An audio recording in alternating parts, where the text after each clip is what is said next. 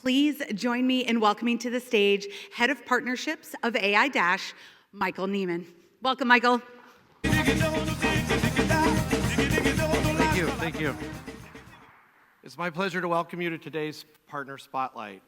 Partners are a huge part of our success at AiDASH, and it's awesome to see so many of you here today. Thank you for coming to New Orleans. Together, we are, with our partners, not only planning the future, but we are securing tomorrow. Today's session will have two portions. The first is Transforming Systems for Climate Resilience. It will feature leaders from KPMG, TRC, Schneider Electric, and Accenture. We will then move on to Satellite and Cloud Foundations, featuring Up42, Maxar, and AWS. I'm excited for the great presentations you're about to hear. I'm even more excited for the follow-up dialogue, ideas, and partnership opportunities that we will generate together. And with that, I would like to kick things off with our first speaker. Please welcome from KPMG, Arun Mani. Thank you so much. Good morning. I will just say this, the drink that sounded really good at 11 p.m. last night, didn't seem that great at 8 o'clock in the morning. But it was what a celebration, what a party. AiDASH, thank you very much for having me. I'd say, look, when it comes to these events, there's really three things that we all come here for, right? One is the content, and what a day was yesterday in terms of just, packed with great speakers, wonderful content. Second is certainly the celebration, and I think you all knocked it out of the park last evening. Certainly the parade was the highlight. And third one is the connections. And I'm just so delighted to see pretty much the entire industry, the combination of industry and technology really coming together onto a great platform. So with that, I'm just going to take a few minutes and talk about just how we've been partnering with AiDASH, which has been relatively a short journey so far, last couple, 3 months, brought together really by a common client in this beautiful city of New Orleans, and working on solving the climate risk issue. But to start with, a bit of a commercial slide. KPMG, we're one of the big four accounting advisory tax firms. I'm a partner based in Houston. I've been in the sector for the last 30 years. I run the US firm's energy transition business. There's really two types of work that we do. One is around growth strategy, which is really working with companies in terms of helping them with their top line. And then the second one is really, I would say, operational strategies focused on efficiency and effectiveness, which is really what we're doing with one of our clients as well as with AiDASH, and specifically on the topic of wildfire risk and how we can use technology outside of California to really look at getting their hands around the concept of wildfire risk. Let me go to the next slide. I'm not going to drain this slide. I think we've heard enough about from yesterday's speakers about climate change. I mean, to me, look, it's no longer just climate change. It is a changed climate. There's no debate about it. If you just look at the data, be it East Coast, West Coast, the Midwest, and in fact, globally, things are different today than they were 10 years ago. We heard yesterday from several speakers about the increasing frequency as well as the consequence of these weather events. So, it is a changed climate, and we got to do something about it. Here's some data that just talks about the different kinds of climate events, be it extreme heat, be it wildfire, be it flooding, be it coastal inundation. Again, this is real data. These are some of the companies, the world. It's not just these companies, but again, they're just representative. But again, this will kind of give you a sense of just what the exposure is. It doesn't matter where you're looking. There's going to be some kind of a natural disaster that's waiting to happen. And I think this is really where technologies like AiDASH really come in. Specifically, the CRIS module, the Climate Risk Intelligence System. Personally, I think in the last couple, 3 months, as we, I would say, diligenced the module, as well as had a chance to work very closely, just the level of depth, the rigor, and of course, the richness of data that the platform is able to bring together is pretty powerful, and we're very excited to be able to do some great things with that. This slide really gets into kind of how utilities look at, climate risk. It's probably 2 clicks into the weeds, but if you just think about the 3 classes of assets which are most at risk, you've got transmission lines, you got distribution lines, and you have substations. And again, you've got this map basically talks about the climate hazard in terms of high temperature, flooding, wind and ice, and wildfire. And again, looking at, how those devices get impacted. And again, you've got just a representative sample of, what some of these utilities are that are dealing with that. Now, again, depending on the jurisdiction, New York, California requires utilities to put more information out there. Some of them are actually required to file what's known as a climate resiliency plan. Other jurisdictions, they're working their way towards it. I know Texas is working towards a resiliency plan, a resiliency standard as well. But again, this is kind of, to me, these companies are an indication of kind of what the future potentially could look like, which is, again, being able to explain to various stakeholders around the impacts of climate, specifically at an asset level. So I'll spend a few minutes on this slide, and this is kind of where our work comes in. So if you think about, again, the climate risk journey, and I'll start with the strategy development, I think there's increasing recognition, not just at the management level, but really at the board level, that climate risk is pretty real. And you have to demonstrate, you can't just talk about it, you have to actually demonstrate what you're doing. And that's really kind of where the cycle kicks in. It starts with enterprise risk management, which typically with any utility, certainly in most cases with any corporation, this is the identification of your top risks, which are impacting the company, financial, operational, strategic risks. And we're seeing climate, occupying a pretty prominent space as part of that ERM risk register. The next piece is investment planning. Again, can't just talk about it, but what are you going to do about it? So again, this is back to risk mitigation, hardening programs, more inspections, so actual capital and O&M that is getting spent to manage the climate risk. The third piece, I would say, is emergency planning and response, which is, if you think about this, the planning departments, oftentimes the emergency response departments, the procedures, the policies were designed 20, 30 years ago, where again, the climate risk was very different. Urbanization looked very different in terms of density of populations. Again, as climate has evolved, as the world has changed, again, how are you making sure you can take those procedures in terms of emergency management and bring it to today's standards? So that's really where that piece kicks in.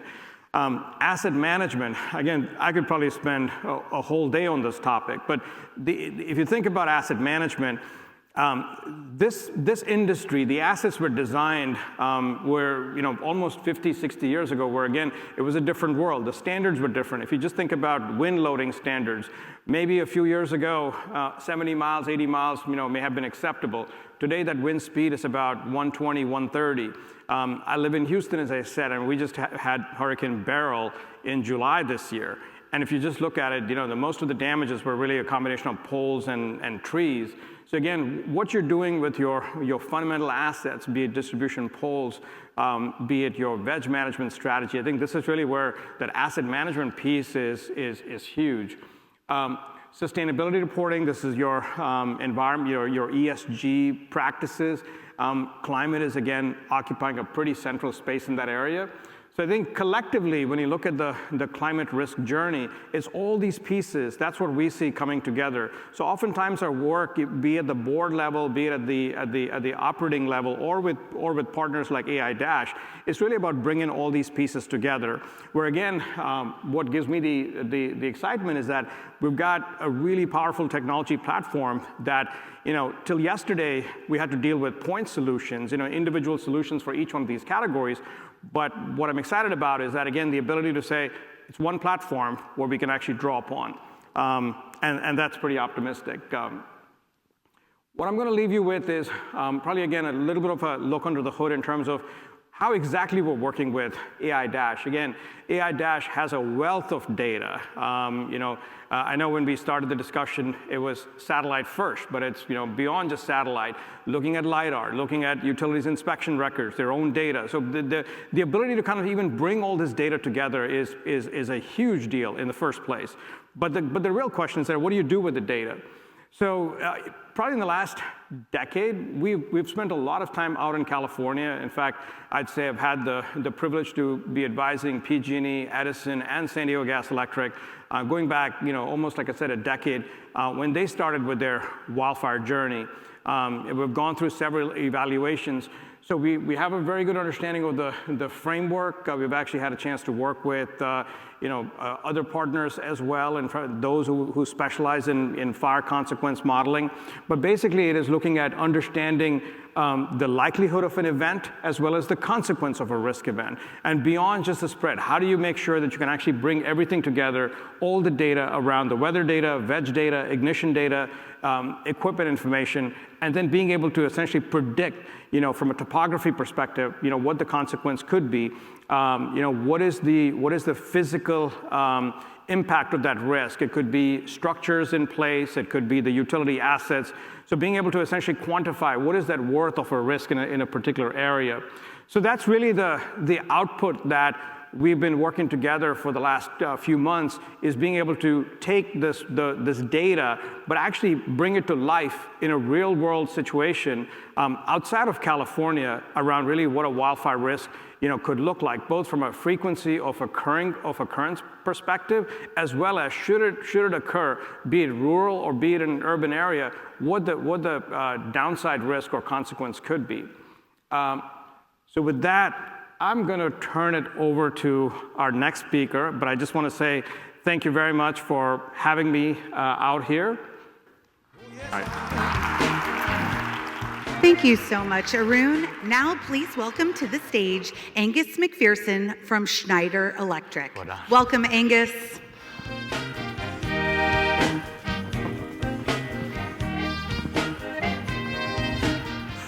All right, good morning, everyone. So my name's Angus McPherson. I'm the Global Solution Architect for Power and Grid at Schneider Electric. For those of you who don't know, Schneider Electric's a major provider of electrical equipment in substations, but even down to the home level. And we do a lot of work with utilities on their enterprise control systems, so ADMS, GIS, and the like. So today I want to talk about how we're really operationalizing the insights that AiDASH is generating and how we're working with utilities to actually manage the big events, the big disasters that you've heard about this morning. So as you heard, the way that we respond to these big events, whether it's storms, floods, fires, really needs to change because the disasters themselves are really changing. So 2 quick stats here. So you can see here the difference in light patterns after Milton. And it really reminds me of the satellite images you see of like North and South Korea, where you can see the divide, you can see the economic impact that outages can have. And then the second one is really around the increasing intensity of fires. And so one of the interesting things from an energy perspective that I didn't realize is that fire intensity is measured in gigawatts. So you're looking at about 130, 140 gigawatts of intensity in these disasters. And you can see the trend is really, really clear. There was actually a global map of the major fires as well in the study, but Australia was basically one big red blob, so it was too depressing for me. But what this means is that we need to think differently, but we also need to make sure that we don't let these disasters really imperil the energy transition, because as customers become more affected by electricity, as electricity becomes more critical to transport, to heating, to all these basic services, we need to keep trust in the electricity system because that will undermine the energy transition if the trust in utilities starts to wane. So as you heard today, disasters, they're becoming stronger, they're affecting larger areas, and they're becoming more dangerous. That means that customers are experiencing these longer outages because it's doing more damage to the network over a wider area. And even the way that utilities respond is changing because these are such big and dangerous disasters. They need to get their crews out or they can't get access to the area. From a personal perspective, I saw the impact of this. So in Australia, we had some very, very bad bushfires. And my grandmother, who was 98 at the time, was in a coastal community that was cut off for 3 days. And as the fire was approaching, the local surf club was going out, handing out, we call them boogie boards, but like a surfboard, to a 98-year-old saying, if the fire comes, the power won't turn back on, it's going to be very hot, go into the lake.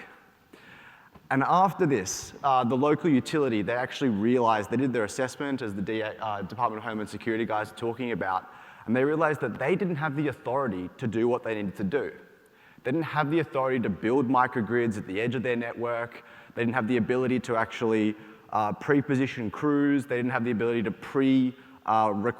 requisite remote support in these areas. So they had to change a lot of the ways in which they actually designed their business, and they actually had to go to the regulator to ask for new authority to deploy front-of-meter assets.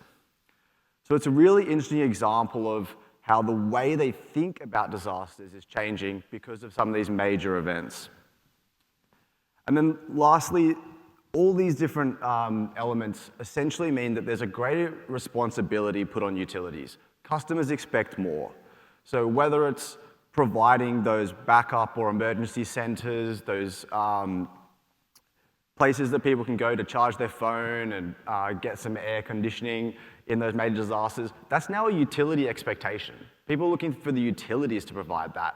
It's both an opportunity, but it's also a huge responsibility. One of the very interesting things that the DHS people mentioned was heat. In the US, heat hasn't really been one of the big disaster factors, but I work globally, and in Europe, it's always been a big factor. So in 2003, they had a very bad heat wave. It was a once-in-a-generation event, and 30,000 people died. That was held out as a rare event. Last year, 46,000 people died. The year before, 62,000 people died. So what was once a rare event is now happening every single year. And so utilities need to provide these new services to their constituents. What's also very interesting is that outage management, disaster management, hasn't been one of the transformational goals that utilities have had. You go to these kind of conferences and it's all about digital transformation or DSO transformation, DERMS, VPPs, customer engagement. And these are these are the big nuts to crack. This is what everyone's talking about. And these are all really important. But this is not the thing that most directly affects customers. The benefit is that in deploying a full network model-based control system, in building out virtual power plants and deploying DERs at the edge of the network, building the customer call centers, building your AMI data, actually building the interaction with customers, you really set the stage for doing a lot of these more advanced major event management programs. So if you're going to build automated control systems, if you're going to use AI-powered forecasts for damage and path prediction, if you're going to be using DERs at the edge of the network to support communities that are going to be cut off when the fire comes through, if you're going to be talking to customers, you need to do all this anyway. And so what it means is that we've spent the last 10 years building all these systems, and now there's an opportunity to leverage that investment and do something extra, do something more, and also do something quite quickly, right?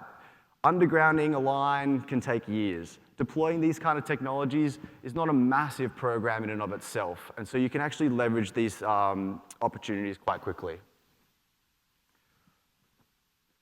So when we think about major event management, what Schneider Electric is working with AiDASH on is really operationalizing elements of the climate risk intelligence system module. And so we think about event management over these sort of like time horizons.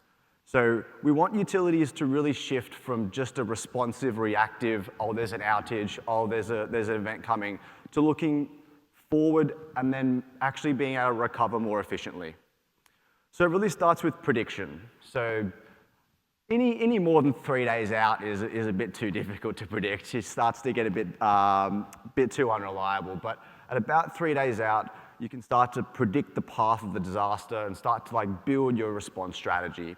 And so we're working with AiDASH to actually leverage the disaster path and risk and damage analytics into the operational control centers.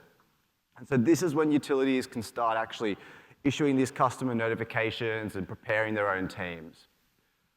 As the disaster sort of comes, becomes more intense, you get more information, you start to be able to build out more accurate models, you can really start to predict and start to prepare your crews, your individual assets. And so this is where you can start to actually prepare the network by looking to charge your batteries, build out those microgrid resiliency schemes, actually start sending outage notifications or predictive outage notifications. You can start to schedule work cancellation so you can prepare your crews. And so this really continues throughout the whole thing. And you can see that there are a bunch of different AI functions here. And we're trying to build in the AI functions that AiDASH has. But AI functions and AI really is sort of like the tip of the iceberg, right? It's the thing you can see. It's the really sexy, attractive, new thing, right? But ultimately, what we want to do as Schneider is translate that directly into switching orders, protection schemes. We want to translate that into customer notifications. It needs to be operationalized, right? And so by building that AI into the control room systems, into the control room workflows, we're really hoping to make sure that utilities are able to make the most of this data, to make the most of this new technology. And so we can keep going through, but basically, we want to make sure that AI doesn't stay in the cloud. It doesn't stay in the planning room. It is actually operationalized throughout the utility and used at all stages of these major events. So what does it look like? So this is actually the fire mitigation system that we've developed with Pacific Gas and Electric. So this is their advanced distribution management system. And we're pulling in the weather forecast, the fire risk models, and we're actually using this to automate a lot of their disaster response features. So we're disabling or enabling their FLISR and recloser systems. We're changing protection settings to make the system more sensitive. Obviously, fires are the one disaster that a utility is both subject to and a potential cause of. And also managing a lot of their local automation and fault protection. This is just the start. But so far, and as part of a larger program, PG&E has already seen a 90% reduction in their wildfire risk. And we've managed to reduce operator hours to manage this process by almost 90%, just this one system. So this is a really good efficiency gain, but also a really big functional gain. And so we're actually extending this to include automatic power system safety shutoff notifications and schemes. We're building out microgrid preparedness with them and a bunch of other features as well. But this is really sort of the first thing that we're doing, right? And we're looking to expand upon this with AiDASH to include floods, fires, storms, and other disasters as well. So I've talked about improving operational resiliency, and this is certainly one of the big topics that we're working on with AiDASH, but it's not the only one. And so the other two big ones is really streamlining data management and asset management. So data management is one of the more sort of dull, but also really important ones. So simple things like using the GIS model, feeding the GIS model into AiDASH from our systems, but even more advanced workflows, so using the ADMS field client to pass data directly into AiDASH, imagery, outage history, real-time outage notifications, building out a lot of these automated processes so that AiDASH is using the most up-to-date data from the control room. It's not going into an SFTP file somewhere and sitting there for 3 months, and then you go retrain the model. It's all happening in real time. And then the third major area is really around lifecycle asset management. So this is really the core of our strategy, is to be able to provide asset performance management to utilities using whatever data source they have, whether it's sensors in the transformer, the age of the asset from the ERP system, whether it's their satellite imagery, LiDAR, OPGW sensors. We're looking to leverage all of that data to provide global asset health indices and global asset management analytics, and AiDASH is a really big part of that. And so finally, why are we working with AiDASH? What are we trying to do? What we're trying to do is make sure that we can provide asset analytics across all asset types of course, from all data sources. We want to optimize the design and preparation in advance of these events and to actually inform the design of the network well in advance of these events. The third one's the really big one, right? We want to bring AI from the cloud into the control room. So it's really, really focused around operationalizing a lot of the data that AiDASH is generating to build that directly into the workflows and processes that utilities already have. And finally, as a global company, Schneider Electric really wants to work with AiDASH to build out their presence not only just in the US, but around the world. And so we're actually working with them as well in new geographies, but also looking at new use cases that may not apply in the US. And so with that, I'll say thank you to AiDASH for having me. Hope you enjoy the rest of the presentations, and thank you very much. Thank you, Angus. Now, please welcome to the AiDASH Evolve stage, John Alford from Accenture. Welcome, John.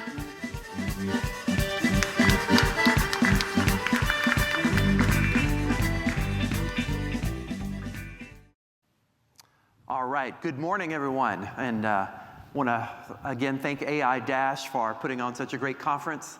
I've told Mike and many others that I know from AiDASH that they really know how to throw a good party, and they've set a good bar, a high bar for future evolves. So we'll have to see if we can achieve this level of fun and informative conversation. So as mentioned, I'm John Alford from Accenture. I'm part of our global, I'm part of our North American transmission and distribution practice. Until recently, I was the vegetation management campaign lead for North America. So one of the things that I was in charge of doing was trying to bring the best of Accenture to our clients around veg management. So we were taking different parts of the company and presenting them to our clients in more of a holistic package around some of the work we could do around vegetation management. And quite often, the work that we do is augmented by partners with satellite capabilities such as AiDASH and some others. So I've had the pleasure of leading a few pilots. So I'm really going to drill into some aspects of veg management today. And I think what you're going to see is very consistent with what we saw yesterday from most of the speakers, including the governor. I'm not going to drain this slide, but we all know, veg management is really at the nexus of a lot of challenges facing utilities, whether it's weather-based, whether it's how to use the data that we have on our systems, how we manage our crews, how we manage contractors, how we manage our budgets. So these are all near and dear to my heart, and these are all, of course, challenges that many of you face in your utilities. And to wrap it all in a wrapper, we are dealing with these challenges in an industry and even in a segment of an industry that's pretty traditional. So I think we'd all admit that that is a challenge that we have to work through. And I know we talked yesterday, there is a lot of innovation going on in this space, including the veg space. But it is something that we have to keep in the back of our minds, is how do we appeal to not only our leadership, but actually the end users of some of these products. So with challenge comes opportunities. And so there are a lot of technology interventions that are out there on the market that we talked about yesterday. Obviously, satellite imagery and AI are right at the center of some of these. Satellite imagery, as we talked about, it's a very cost-effective method of looking at vegetation threats and planning work and those kind of pieces. So there's a number of things out there. What we found in the work that we've done to date is really there's no magic bullet. And I think somebody said that yesterday, one of the presenters, maybe OJ, said that yesterday. There is no magic bullet. What we found is it's really a mix of methods that really move the needle in a utility. So we really have to think strategically about what appetite does the utility have for making a change? Where do they have challenges? How do they want to attack those challenges at various parts of the veg management life cycle? And put together a plan that integrates a number of these technologies. One that's particularly interesting to me that we've worked with a little bit at a few utilities is the idea of a digital twin. We didn't talk a lot about that yesterday, but I'm happy to talk offline. I don't have a detailed digital twin slide, but digital twins I've seen have a lot of applications, not only to veg management, but also asset management and emergency management as well. And again, tying together the things we talked about yesterday, that's, I think, an attractive tool to think about as you think about how to leverage some of these technology interventions. All right, so what have we seen are some of the benefits of satellites and AI? So we've done a number of business cases for our various utility clients, working with partners to evaluate the cost benefit of some of these technology solutions. And so what we've tried to do is to think through some of the value tree elements, right, that you would see on the benefit side. And I tried to distill them down pretty simply here. Cost effectiveness, when we think about satellite imagery, it is 3 to 5 times faster than or cheaper than LiDAR, and it's also much, much faster to process. So that's something to keep in mind. It has very good predictive capabilities. I mean, we talked about tree growth. We talked about identifying proactively some of the risks that are out there. We talked about the wide coverage that satellites give us. I think we had, I know Professor Khan and then others talked about the rate at which satellites are orbiting and taking imagery. So it provides us a really nice model of coverage that's very useful to us. And again, there's quite a few use cases that we can get out of using satellite data. So we've been favorably impressed with what we've seen at a number of our clients when we've done pilots. One thing that I would note is I'm very much looking forward to moving in some of our clients beyond the pilot stage. So we've proven out the work of some of these technology interventions. We've established a pretty good cost-benefit ratio, and I think we need to think about how we can actually operationalize some of these things. That's really been a challenge. I see a lot of pilots out there, but not so many holistic solutions that are really transformational. So that's something that I want to come back with next year. We'll have a transformational use case, perhaps. Accenture, like I said, we work globally with different utilities. We've done a lot of work in the veg management space. We've done a lot of assessments, benchmarking, and we've really worked throughout North America, Europe, and the Asia-Pacific region. We've got various clients, and yes, there's similarities between some of these, but we're, being a global company, we have the right resources in each of those geographies to be able to address the unique features there. One of the things that we bring to the table not only is the consulting side, where we can do some of the process improvement and the change management and those pieces. Accenture is obviously a very big systems integrator.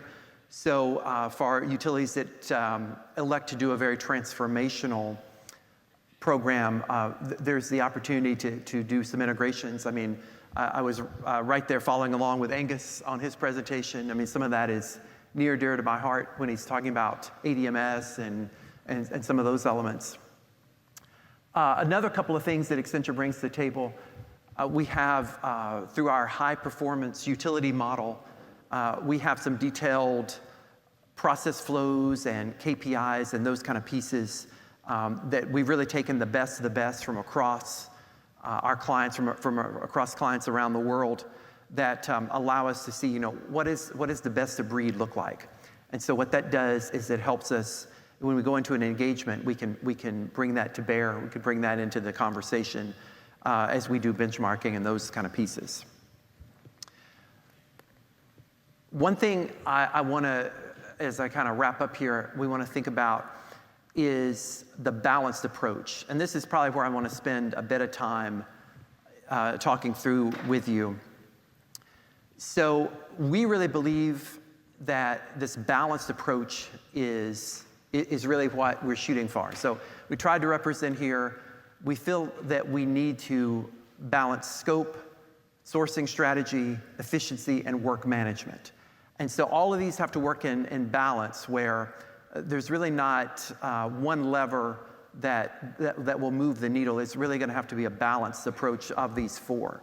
So what we mean by this is we sometimes have seen clients go very deep on the scope, so they'll attack the scope and kind of to the detriment of the other three. But we want to keep all these things in a balance. And so we've got some approaches to do that. We've got some work across some of our larger clients where there's multiple factors going. There's multiple jurisdictions involved. So we have some methodologies to work through some of these pieces. I know we talked about work management a bit yesterday. That is always a challenge in the veg management work, given that there's a lot of go-backs that we see in utilities that use a lot of manual inspection. So I know I had a client that told me they had a go-back rate of 85%. So there's some ways working through this construct that we can address that. I want to leave us with some questions for consideration. I think these are pretty consistent with what we've talked about all along, but so I want to just read a couple of these that I think are pretty impactful. So I'm always curious, based on what we've learned here at Evolve, have we learned something that identifies some new use cases or that talks about some new potential for technology interventions? I did pick up a couple things from Professor Khan yesterday that I want to work into the next set of presentations. I also want to think about our short and long-term goals as a utility, right? So are they really sustainable given what we know? Do we have the right processes in place? Do we have the right systems to make the approach that you're doing on vegetation management? Do we have a chance to make that successful? And then one that I didn't put up here, I'm always curious when I talk to people, what is the biggest obstacle to making a transformational change? So these are some key things to think through. Again, I appreciate the time with you this morning and the conversations we've had, whether it's in this room or in the hallway or at dinner at the Zazarak House. So again, it's been a great conference, and I want to make you all aware that I've learned a lot. I mean, that's always, I think all of us want to come not just to present, but to pick up a lot of new information, make some new contacts. So thank you for being here with us, and I wish you a good rest of the conference. All right.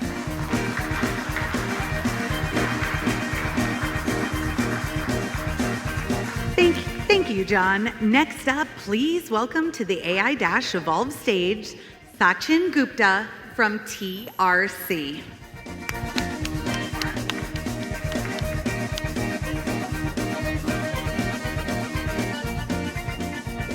How are you all doing today? All right, who stayed out too late last night? Raise your hands, there's gotta be a couple of you. Okay, who here knows who TRC is? Has anyone heard of TRC? We got 6. That's probably more than I was expecting. So TRC, it's one of the largest utility, non-utility companies that exist. We've got about 8,000 employees. I would say about 80% of those are dedicated towards working with utility customers. We provide almost every function to a utility without actually being a utility. We've got folks that do engineering, planning, design for transmission, distribution. We've got folks that do field services. We offer damage assessment services post-storm for utilities. Pretty much you name it, if you're operating within a utility, we've got those services, and we offer those services to utilities. We've also got an environmental team. They do a lot of stuff with buildings. We do coal ash. We do easements, permitting, things of that nature, and then a large infrastructure team. About 6 years ago, TRC realized that the engineering side was becoming pretty commoditized. And as our utility customers were investing in software, in sensing equipment, in hardware, as the world was becoming the Internet of Things, TRC really needed to change, and we needed to create a digital organization, one that focused internally on our own processes, but more importantly, for our utility customers, focusing externally on how we could help our utility partners. I started, I think, as employee number 3 in our digital team. We've had a similar growth story like AiDASH. We're about 700 now, 5 years later. We provide an array of different services. On the digital team, our original mandate started out on DERMs and DERs, but through organic and inorganic growth, we've really grown our practice out. We follow kind of the traditional key metrics here. So we are a strategic consulting firm. We do a lot of management consulting. We do a lot of technology roadmaps. We help support kind of the regulatory component and regulatory filings. We've got folks that have done and provided testimony as well. And on the technology side, we do a lot of RFI, RFP management. And the biggest thing is we're not a product company. We never want to be a product company. A lot of the things that we do is through partnerships. And so all of the different capabilities and domain expertise, we've got a lot of different partners in the area. I would say our 3 biggest areas are probably our energy control systems practice. We've got partnerships with Schneider, with GE, with Oracle, OSI, all of kind of the big name players. We do a lot of ADMS implementations, ADMS, EMS, OMS, SCADA, kind of across the board. We act as owner's engineer. We kind of play both sides of the fence. We've got a large AMI practice. AMI 2.0, it's coming out. What can you leverage the communications network with? We got partnerships with all of the major providers, Itron, Siemens, Landis and Gear. And then on the geospatial side, I would say that's where we've made a significant investment. So I think everyone here understands if you don't have good GIS data, nothing really follows downstream. And so we made 2 acquisitions in the space. We acquired a company called Magic Minds. They're very focused in on the GE Small World capabilities and GE Small World GIS. And then we made an acquisition of a company just recently last year called Locana, which is a Esri Platinum partner that is starting to do a lot more of the migrations from the geometric network to the Esri UN network. So I guess, why are we here? I think the biggest thing is, I think we all understand, at least in this room, that climate change is happening. There's also a dichotomy. We're kind of all like-minded folks in here. There's also a separate group of people that also don't think climate change is happening. And so we need to kind of bridge that gap and kind of bring all those things together. I think the biggest thing that we're seeing is climate change is happening. We've seen back-to-back hurricanes. We've seen Hurricane Milton. We've seen Hurricane Helene. We're starting to see wildfires. The governor spoke about this yesterday. We're starting to see change even in Louisiana, where generally they've dealt with precipitation, they've dealt with flood. Now they've got to deal with heat. They've got to deal with wildfire risk.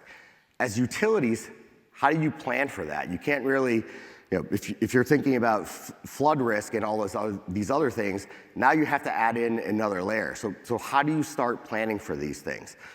I think we talked about and we've heard the frequency of these events is increasing.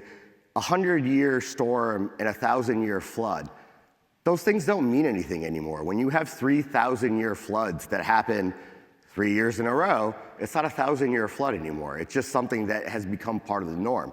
So part of this is, being able to change. I think with all of the things that we're seeing from a climate risk and a storm perspective, we're starting to see infrastructure costs go up. We're starting to see the cost of outages go up. As I mentioned, Helene left roughly 1 million people without power across 5 states. One of those states that was hit was where I'm from. It's North Carolina. And if you look at the western part of North Carolina, it's really how we start kind of talking about it. The western part of North Carolina, specifically Asheville, was built as a place to escape climate risk. It's 400 miles from the Atlantic Ocean. It's 400 miles from the Gulf. Asheville was destroyed by Helene. It's catastrophically destroyed. It's going to take years and years to rebuild. So how does a city like Asheville where it's been billed as a place to escape climate change, deal with climate change. It kind of goes to show that regardless of where we live, where we stay, we're gonna have to deal with climate change. It's kind of a real thing.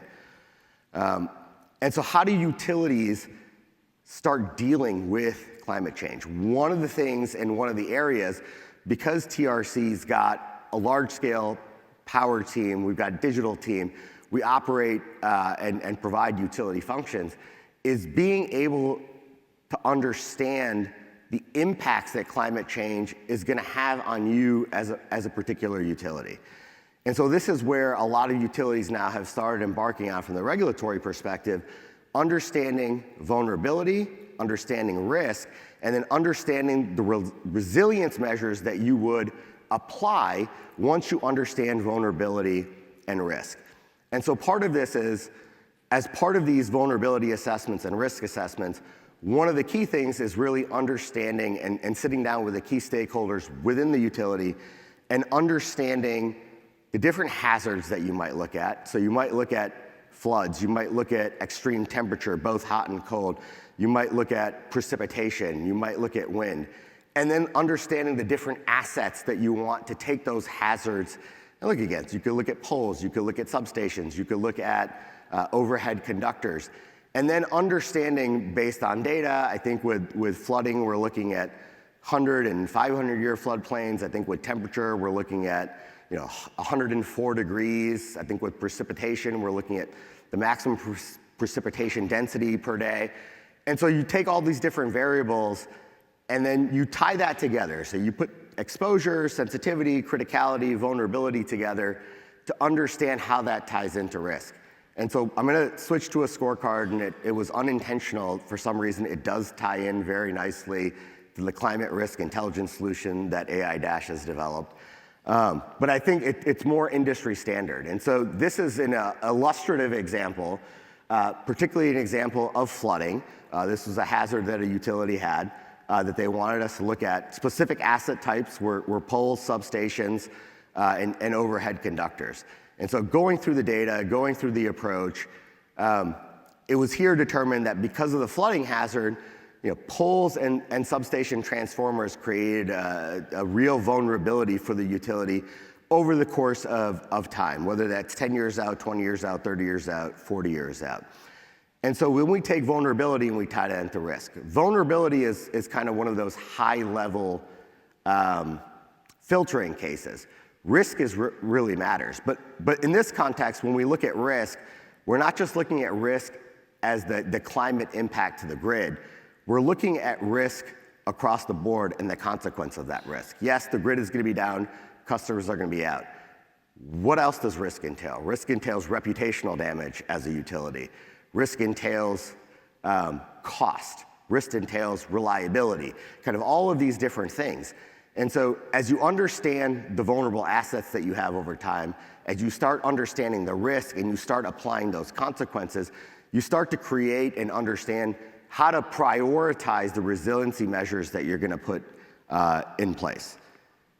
And so that's where AiDASH comes in, and that's where our partnership with AiDASH comes in. One of the things that we've realized is in this ecosystem, you need a lot of good partners that can deal with resiliency, that understand resiliency. We're not a product company. AiDASH, they're a software company. They're a product company. They have folks, they have data scientists, they're creating AI, ML-based algorithms to deal with climate change, to deal with risk, to deal with resiliency and bounce back. One of the things that we do at TRC, we're a true systems integrator, as I mentioned before. We've got partnerships with a lot of the different companies out in the space, especially on the operational technology space. And what we're starting to see, and I think Angus had mentioned this, is utilities are starting to become aware. And so one of the first utilities kind of in the space released an RFP that was due a couple of days ago. But it was really interesting what they put into that RFP. They effectively wanted their ADMS to be a situational awareness dashboard. They're taking in wildfire data, they're taking in digital vegetation management data, They're taking in all of this data into their ADMS and being able to present that as a single pane of glass to operators. And so where we kind of fit in with AiDASH and our partnership with AiDASH is really leveraging all of the great things that they do, the knowledge that they bring to the table, both on vegetation management, but also on climate risk intelligence. And we put that wrapper around the different things that AiDASH does. I think one of the key things that you'll see, especially when it comes to being able to integrate to ADMSs, that's one of those things that we bring to the table. And so I won't touch on things to think about a lot. I think two main things I want to talk about with the use of AI, ML, we start talking about bringing in different stakeholders. You're bringing in IT, you're bringing in operations, you're bringing in planning, engineering, regulatory affairs, folks across the board. And so one of the key things that we've seen is, are your stakeholders, or one of the things to think about is, are your stakeholders going to be engaged? Are your stakeholders going to contribute? And are you ready for AI, ML in your organization? Because the biggest part about this is being able to understand process and people and understand change management. When you start talking about bringing in technology, you really need to have a solid change management function and change management organization. The second part to this is, when you start looking at bespoke solutions around AI, around ML, data governance, that's also another big thing. I don't think there's a utility, maybe there is a utility in here that could say our GIS data is in tip-top shape. We don't need to walk our lines. We don't need to inspect it, anything like that. But GIS and data governance is a big thing. When you start talking about AI, ML, you start talking about both data internal to the organization, all of the different asset types that you're going to need, all the different data structures that you need. You're also talking about bringing in external data. That could be LiDAR data, that could be satellite data, et cetera. And so how do you manage that data? Do you have great data governance within your organization? Who's going to be responsible for that data? Who's going to maintain that data? You know, an example is we've worked with a few different utilities. They've got individual silos. They're buying satellite data. They're paying for satellite data for multiple different use cases. Is there a way to consolidate that data into a warehouse, geotag that data, and then make that data available for the different use cases that you're looking at doing, whether that's vegetation management, whether that's wildfire risk, whether it's mitigation? Pay for one data set, don't pay for 7 data sets. So those are the things that I think are important and things to think about. And I want to thank AiDASH for having me here. Thank you.